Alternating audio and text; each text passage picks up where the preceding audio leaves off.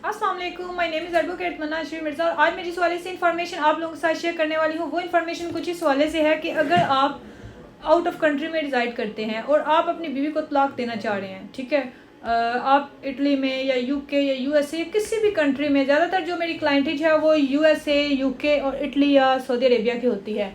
और उनका क्वेश्चन यही होता है कि जी हमें ये बताएं कि हम तलाक किस तरह अपनी बीवी को सेंड करें। हम अभी आउट ऑफ कंट्री में हैं, बीवी जो है हमारी पाकिस्तान में है, तो क्या ये स्टैम्प पेपर के ऊपर तलाक होगी या इसका क्या तरीकाकार है। तो आज हम इस वाले से डिस्कस करते हैं। सबसे पहली बात ये कि जब बंदा पाकिस्तान में हो तो उसका बिल्कुल तरीकाकार अलग है, ठीक है। और अगर आप आउट ऑफ कंट्री में है तो बिल्कुल उसका प्रोसेस उसके अपोजिट है। अब अगर तो पाकिस्तान में हो तो फिर तो स्टैम्प पेपर वगैरह की ज़रूरत होती है। अब अगर आप आउट ऑफ कंट्री में है तो स्टैम्प पेपर की ज़रूरत नहीं है, ठीक है। उसके लिए डॉक्यूमेंटेशन आपकी रेडी होगी, 3 तलाक के पेपर, साथ में मुख्तारनामा रेडी होगा। वो अगर आपने रेडी करवाना हुआ तो जो नीचे व्हाट्सएप का नंबर दिया गया वहाँ मुझसे रब्ता कर सकते हैं। तलाक के डॉक्यूमेंट्स रेडी होंगे, साथ में मुख्तारनामा आपने जिस किफे में बनवाना है वो आपका दोस्त हो सकता है, भाई हो सकता है, वालिद हो सकते हैं जो कि पाकिस्तान में मौजूद हो, ठीक है। उसका ID कार्ड आप देंगे, उसके नाम पे पावर ऑफ अटर्नी बनेगा और साथ में तलाक के डॉक्यूमेंट्स होंगे। वो आपने पाकिस्तानी कॉन्सुलेट से, मतलब कि एम्बेसी से अटेस्ट करवा के तो उसके फर्दर सेट बनाने, एक लड़की के एड्रेस पे, एक मतलब का यूनियन कौंसल, और जो मुख्तारनामा है वो जिस किफ़े में बना होगा उसको आपने देना है ताकि वो यूनियन कौंसल में जाके आपके बिहाफ पे पेश हो। क्योंकि आपने तो तलाक सेंड कर दिया टेस्ट करवा के, लेकिन ये है कि जो यूनियन कौंसल की प्रोसीडिंग्स हैं वहाँ पे किसी बंदे ने पेश होना है और वो बंदा जिस किफ़े में मुख्तारनामा बना हुआ होगा वो जाएगा और वहाँ पे जाके यूनियन कौंसल की प्रोसीडिंग्स में पेश होगा, ठीक है।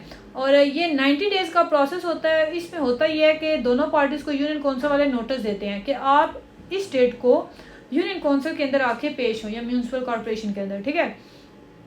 अब दोनों, लड़की जो है वो अपना नुमाइंदा मुकर्रर करती है, लड़का जो है वो अपना नुमाइंदा मुकर्रर करता है और वो फिर आपस में मसालत करवाने की कोशिश करते हैं। अगर आज़िनामा हो सकता है तो कर लें, लेकिन अगर आज़िनामा नहीं होता फिर दूसरे महीने की जो दूसरी डेट होगी उस पर भी ट्राई करते हैं। अगर नहीं बयान वगैरह आपके लिख के तो एंड पे तलाक सर्टिफिकेट इशू हो जाता है, ठीक है। तो जब तलाक सर्टिफिकेट इशू हो जाता है तो नादा के डेटाबेस में एंट्री लग जाती है, तो आपका रिकॉर्ड जो है वो क्लियर हो जाता है। अब इन केस अगर आपका कोई बंदा पाकिस्तान में नहीं है और आपने तलाक दी और आपको तलाक सर्टिफिकेट रिक्वायर्ड है, तब भी जो नीचे व्हाट्सएप का नंबर दिया गया वहाँ मुझसे रब्ता कर सकते हैं। और ये प्रोसेस है कि अगर आपने बैरून मुल्क से तलाक सेंड करनी है पाकिस्तान में तो किस तरह आप सेंड करेंगे। और मज़ीद इस हवाले से अगर आप कोई कंसल्टेशन रिक्वायर्ड है आपको या कोई क्वेश्चन है आपके माइंड में तो नीचे कमेंट बॉक्स में पूछ सकते हैं। और डॉक्यूमेंटेशन जो है उसके लिए जो रिक्वायर्ड डॉक्यूमेंट्स होते हैं, आपका निकाहनामा, आपका ID कार्ड हो गया, आप डेट ऑफ मैरिज, अगर बच्चे हैं तो उनकी डिटेल हो गया, बच्चे हैं तो उनकी डिटेल, ये सारी चीज़ें रिक्वायर्ड होती हैं। तो फिर डॉक्यूमेंट जो है वो तलाक के बनते हैं। Thank you very much. Allah हाफिज़।